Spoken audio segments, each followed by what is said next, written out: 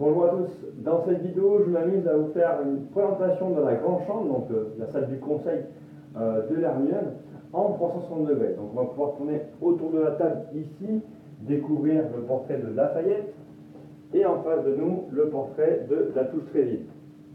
Ici se tiendra donc le conseil, logera ici le commandant sur tribord et son second sur bâbord. On verra plus tard le détail de leur cabine ainsi que des bouteilles. Ici, on peut s'attarder déjà sur cette boiserie magnifique et on va retrouver la tête du safran ici, du gouvernail, pardon, la mèche du gouvernail, pour être plus précis, pour pouvoir la manœuvrer à la barre franche si besoin.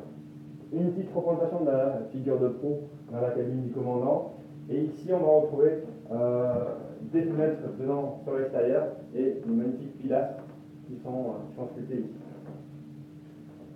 Tout est bien pensé pour pouvoir recevoir et en même temps, j'ai envie de dire, dans cette salle du conseil, on est dans une configuration type Lafayette, je vais dire, puisqu'on est sur la configuration avec 4 cabines. Normalement, il n'y a que la cabine du commandant et la cabine de son second. Aujourd'hui, c'est toujours le cas, le commandant loge ici, son second ici. Mais on a en plus le 7 mécanicien qui va dormir là.